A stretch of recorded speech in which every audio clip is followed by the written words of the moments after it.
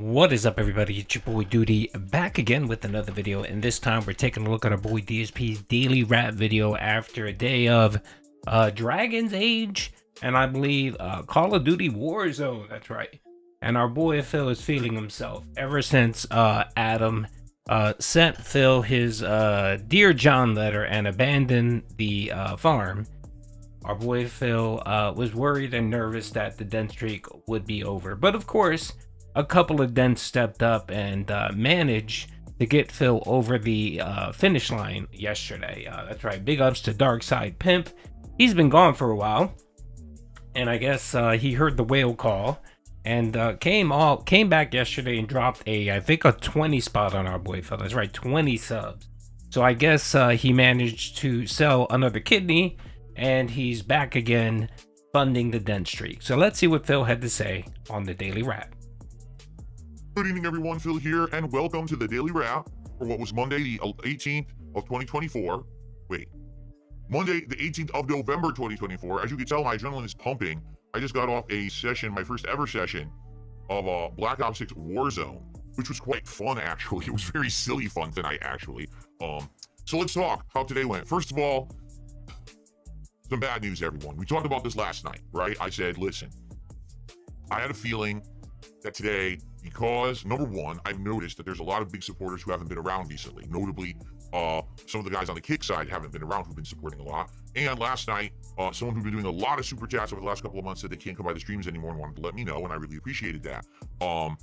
Basically, I was like, this has got to be the end of the streak. You know, so we were at 70 straight streams, no, 69 straight streams. That's right, 69 straight streams of hitting the goals every single stream. And we were like, man, it was a great run, right? But what can you do? It's gonna end, and today we're playing DragonAge VeilGout, so I knew that it was coming. And so I'm very sorry to tell you all this, but sadly the streak continues. We hit both stream goals today, despite the fact that I was playing VeilGout and had low attendance. Sorry about that, trolls. I mean, fans, congrats, it continues, but the trolls are very sad that it continued today. Anyway, a big day today. We started off with the level 1 podcast that talked about two topics. The first was how Twitch is in the middle of their own adpocalypse, where certain streamers are getting 95% less advertisements. The speculation is that it's because they're talking about politics, but a lot of people are saying no, a lot of people just don't have ads anymore. So it's kind of a weird situation.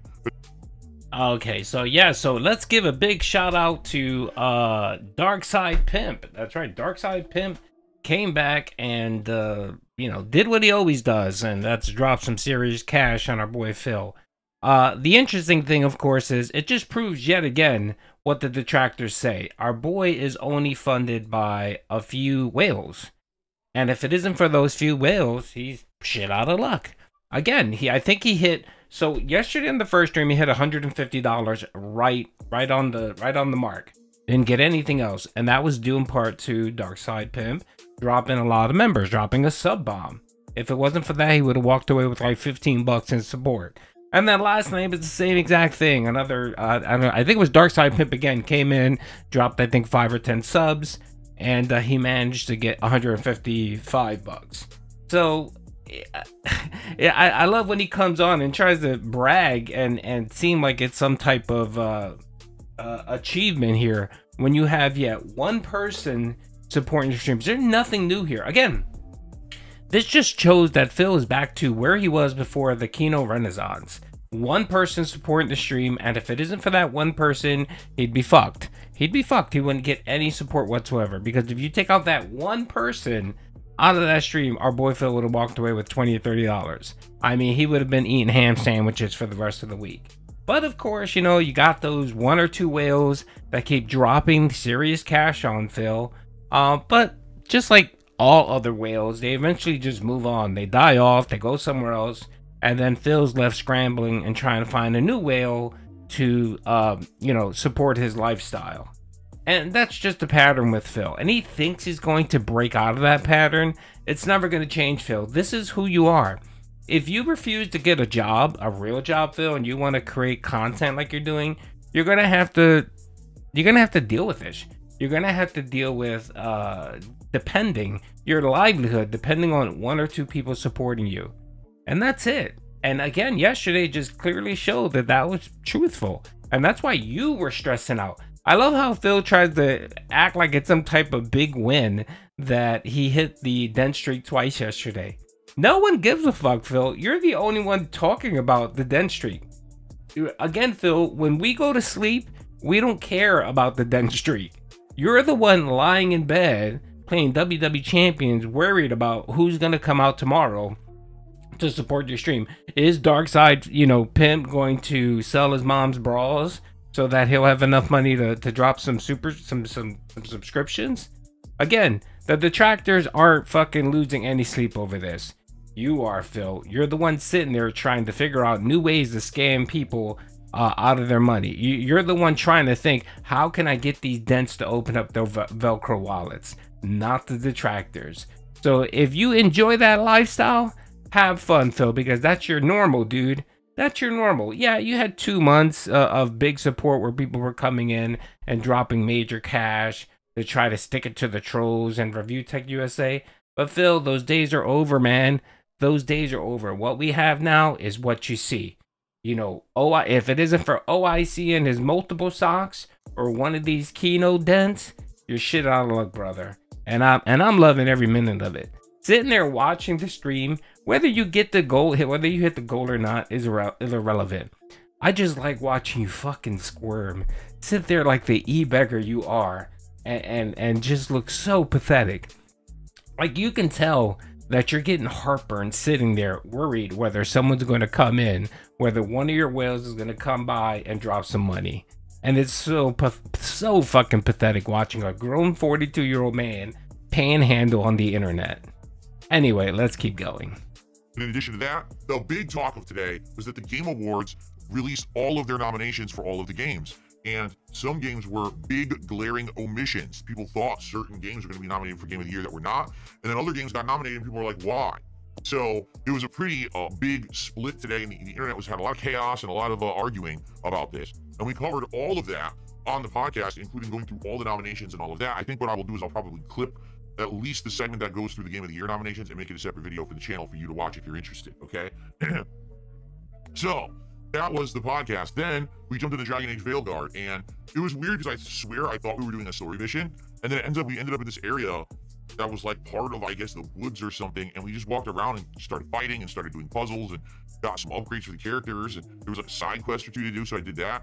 And then after like an hour and a half, I was like, was this really not the story? I guess not. And then we happened upon a mission for Harding where she develops more of her powers where she can lift and move stones now.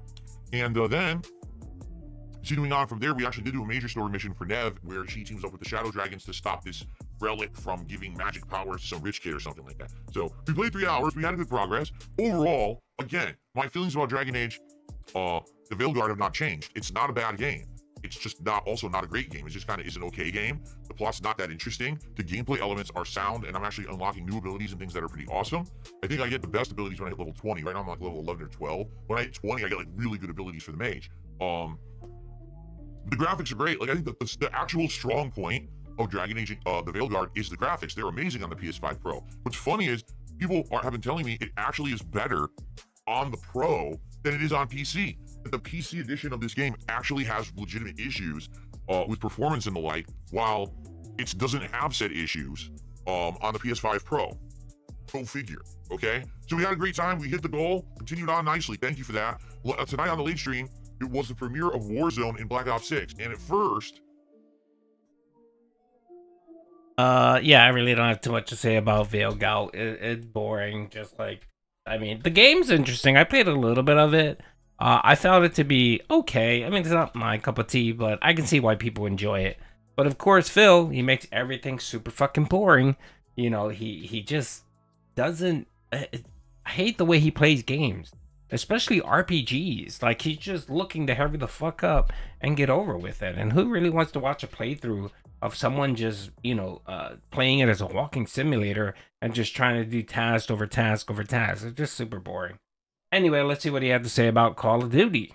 I jumped into the map. The first map they list is the old one. Don't ask me why. I don't know why the old Warzone map is listed as the first one when it's not the new one. The new map is called I think Area 99 on a mode called Resurgence, where you can only have 44 players instead of the usual 99. I think actually it's 120 now, isn't it? So it's 44 players, but there's multiple respawns over the course of it, and there's actually vehicles and a chopper. So first, I was trying to get my bearings, and it's way more fast-paced than the old Warzone because, of course, there's way fewer players and it's a smaller map. So you gotta be on your toes. The second you drop, you gotta be grabbing loot, turn around, look. Oh, there's someone there. You get the firefights right away. It's like really high adrenaline stuff. So it was funny because, no lie, within my first 3 matches, I actually got top 10. I'm not gonna tell you where I placed, but I placed pretty good. And people were like, what the hell? Phil's doing it again. Like every time he plays Warzone, for some reason, he does well. So that was cool. Then the second hour that I was playing, I realized you can hijack, well, not hijack, but you can take the chopper. So I took it and I said, wait a minute. Take the chopper, and people are airdropping in with respawns. Now that doesn't happen usually that often with regular Warzone, but this version it does because people are respawning constantly. So I started flying around, and I made it a game to catch the people airdropping in with the chopper, and it worked. You could do it. You can fly around and try to like get them. You're sniping them as they're landing. You can chop them up with the chopper. I beheaded one dude. He was sniping on top of a building, and I zipped in, and the chopper like took him right on the neck. So, oh no, it was so much fun to do. It's just not that easy. Like it's kind of hard to fly around and position it just right and hit these people at the right angle. So it actually, the second half of the night became, how do I get the chopper and how do I kill people with the chopper, because it was just so much fun. So the first half of the night was more serious. The second half of the night was very silly.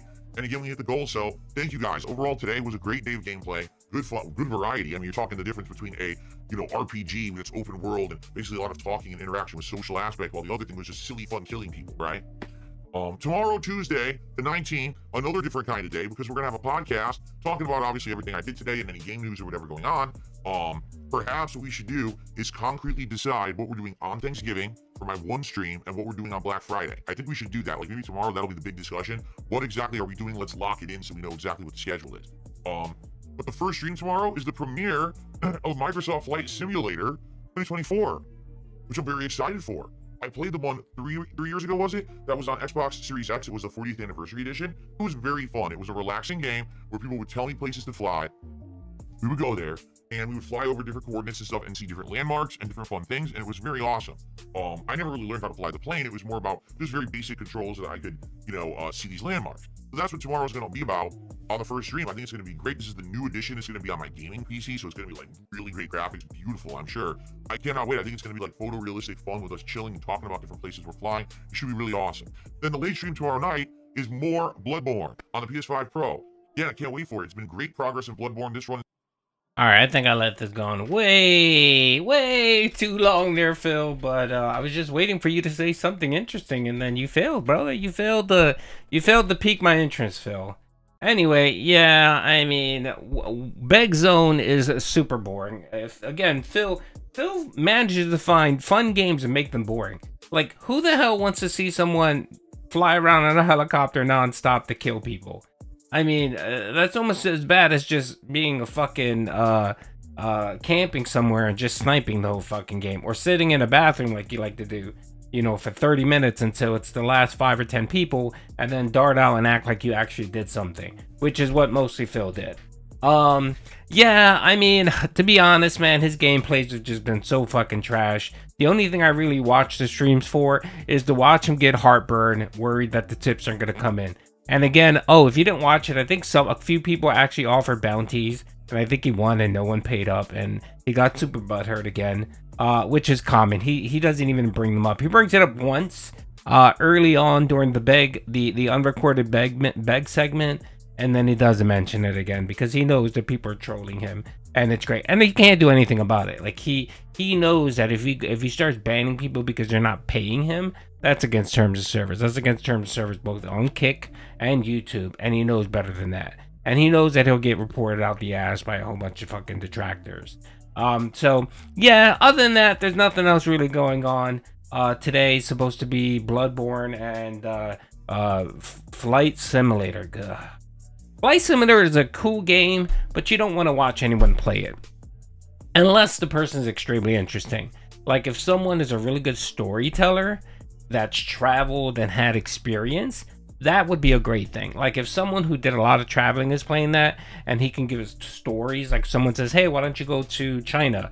And he says, okay, I'm gonna go to China, and while I'm flying there, I'm gonna tell you about a story that one time I went to the Great Wall of China and XYZ. Make it fucking interesting, make it interactive. Not Phil, he's just gonna sit there and be fucking boring and answer the same questions.